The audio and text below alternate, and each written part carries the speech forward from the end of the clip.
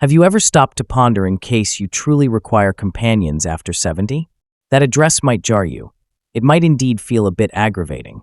After all, we've been told until the end of time that companionships are imperative for a cheerful life. But what in the event that that's not the complete story? What in the event that letting go of a few companionships may really make your days less difficult, lighter, and more fulfilling? Nowadays, I'm reaching to share 6 compelling reasons why inclining into autonomy might open a wealthier life after 70. And here's the kicker. Reason number 4 could totally flip how you see forlornness. Adhere with me to the end, because this can be the foremost vital attitude move for venturing into your brightest a long time, however. Number 1. You now not got to demonstrate yourself to anybody. For most of your life, you've been caught up in a game. One society demands you play. Think almost it. From childhood, you were instructed that regard, esteem, and acknowledgement come from continually demonstrating your worth. You worked energetically to construct a career. You kept up fellowships to have a place. You dressed a certain way, observed your words, and taken after the rules. For a long time, you made beyond any doubt individuals saw you as able, finished, and agreeable. But here's a mystery no one notices. There's a point in life once you can step off that treadmill. At 70 and past, you've as of now lived, built your story, and confronted extreme times. You do not require anyone's gesture of endorsement or stamp of esteem any longer. The story of Harold, a life went through chasing endorsement. Meet Harold, a fellow who went through 40 a long time climbing the corporate stepping stool. He went to organizing occasions, shook hands, and aced little conversation. He kept fellowships with associates, continuously remaining in their great graces. He wore sharp suits, drove a favor car, and played the portion of a successful man. On the exterior, he had it all: a strong career, a huge social circle, a notoriety as a someone. But at that point retirement hit. The phone halted ringing. Solicitations dried up. Those solid companionships?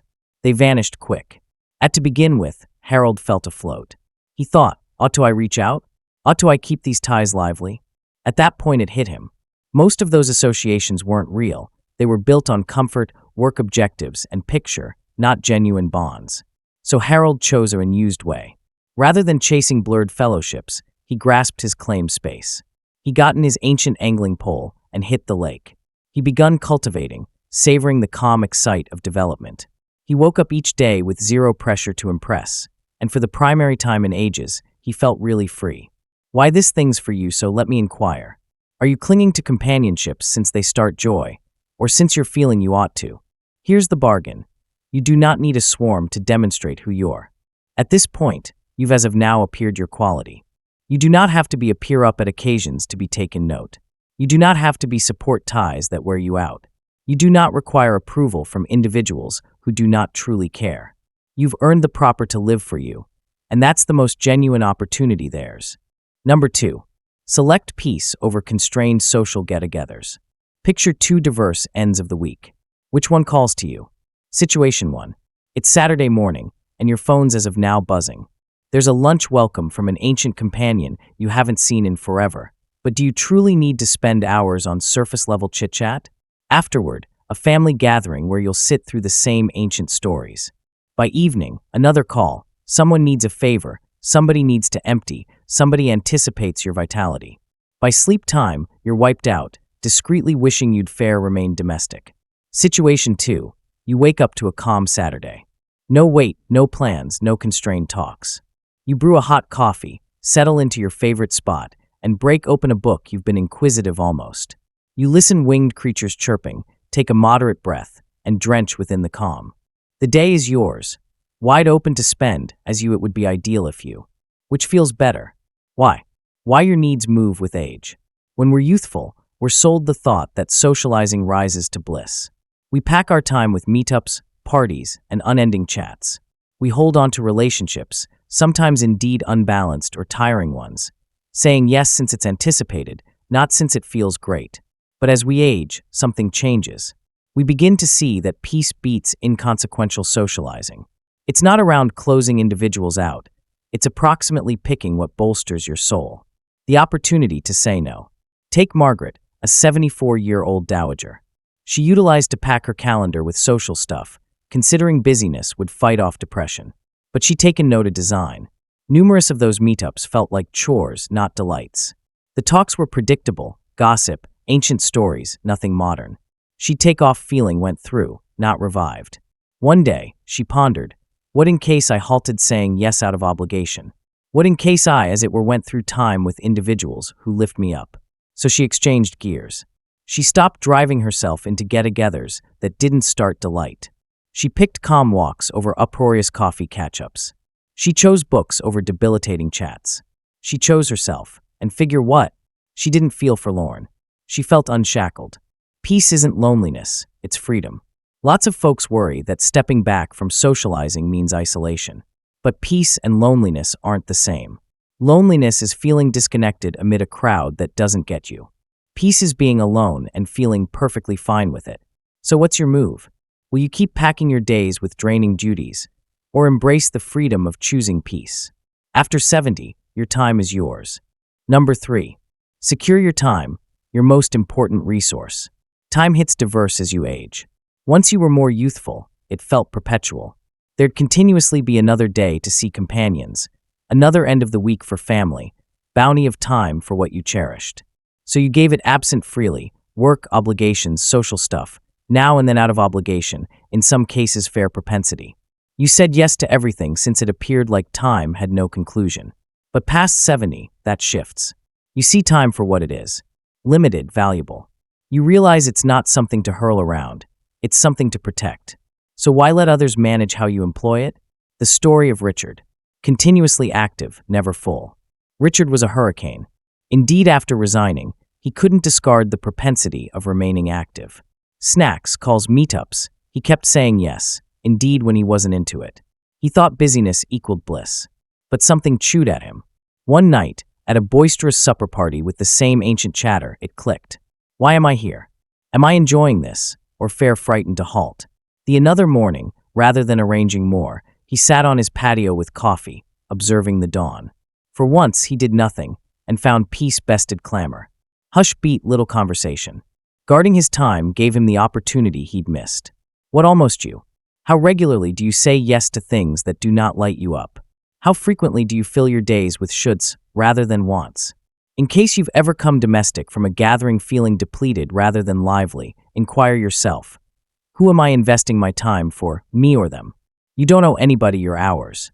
You do not need to squander them on what doesn't fit any longer. You've earned the correct to choose, and after you do, life doesn't recoil. It develops. So how will you watch your time going forward? Number 4. The foremost imperative companionship is with yourself. Society drills this into us. More companions, more bliss. Remain social. Keep busy. Alone implies forlorn. You wish individuals. No huge circle? Something's off base. But is that legit? As you age, you spot splits in that rationale. A few companionships blur. A few people, as it were, call when they require a favor. A few talks feel like chores, not bonds. At that point you ponder, in case I've got all these individuals, why do I feel worn out? Here's a truth they skip. Happiness isn't approximately who's around you. It's almost how at ease you're with you. The leading companionship you'll ever have is the one you support with yourself. The story of Eleanor. From fear to flexibility. Eleanor, a 76-year-old dowager, utilized to think alone equaled forlorn. She stuffed her days with calls, snacks, check-ins, even when she wasn't up for it. She figured that's how you remained cheerful. But she was tired. Those friends seldom inquired how she was. One day, after another purge chat, she thought, what in the event that I ceased filling my time with individuals and begun getting a charge out of me? It spooked her, but she attempted it. She took solo walks, noticing the world's magnificence. She sat in cafes with books, not individuals, and adored it. She restored an ancient hobby, painting, just for fun, and she felt something unused. Genuine satisfaction. Alone didn't cruel lonely, it implied free. What this implies for you? Inquire yourself. Are you with individuals since they bring joy, or since you fear being alone? Do your companionships feel wealthy or fair schedule? When did you finally hang out with yourself and like it? You do not require a stuffed room to feel total. You do not require non-stop socializing to be cheerful. You don't require a friend count to demonstrate your worth. The most grounded bond, the one that won't drop or fail, is the one you construct with you. Depression versus isolation. Know the contrast. Individuals blend these up, but their universe is separated. Forlornness is feeling empty, indeed with company. Isolation is feeling entirety, indeed solo. Depression is lost a tie to yourself. Isolation is lolling in inward calm. Get that, and everything shifts. You've went through a long time giving to others. Now it's time to provide to you. Appreciate your possessed vibe. Stop considering a full plan breaks, even with fulfillment. Joy isn't out there, it's in you. That's genuine peace. Number 5. Letting go opens the entryway to a more joyful life. Picture your life as a plant. A few connections are dynamic blooms, colorful, blissful, significant. Others? They're weeds, sapping your vitality, swarming out modern development. See at your associations. Are you watering shriveled plants, trusting they'll restore? Are you keeping ties lively out of propensity, not heart? Is your plan alive, or choked with stuff that doesn't fit? Not each bond endures forever, and some of the time, letting go is the most beneficial move. It's intense, though fear blame, that what on the off chance that I lament it. Whisper. But one woman's story appears how it can alter everything. Margaret's story. Sometime recently letting go. Margaret was a social star her entirety life. Never missed a birthday, continuously took calls, said yes to each welcome. Her days were packed. Lunches, meetups, family stuff, coffee runs. She thought busyness kept her associated. But something moved. A few fellowships felt lopsided. She come to out, they didn't. A few social occasions depleted her. Talks turned to prattle or fuss. Still, she squeezed on, considering, these are my people, I can't fare stopped. Profound down, in spite of the fact that she was wiped out.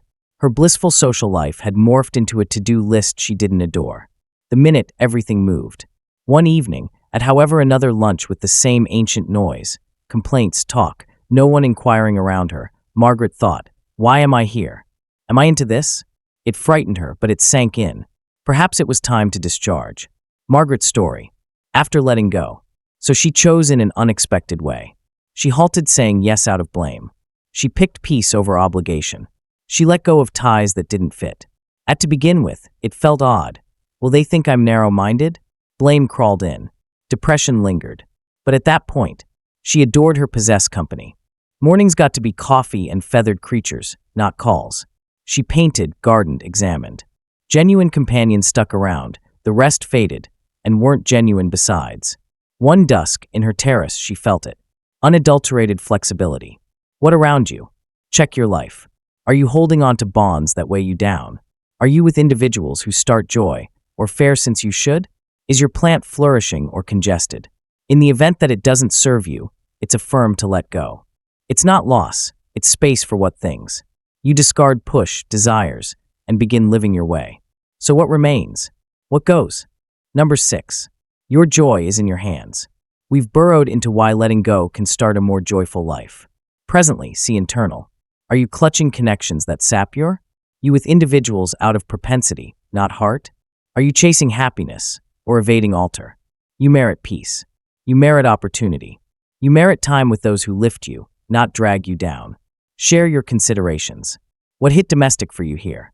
Ever dropped a companionship that didn't fit? Prepared to choose peace over duty, or still wrestling with letting go? Drop your take below. Your story might light somebody else's way. Bolster this community. On the off chance that this flipped a switch for you, tap that like button. It spreads the word. Subscribe so you capture each start of understanding. Hit notifications. Your best days are ahead, and I'm here to assist you sparkle. The choice is yours. Hold tight or set yourself free. See you another time.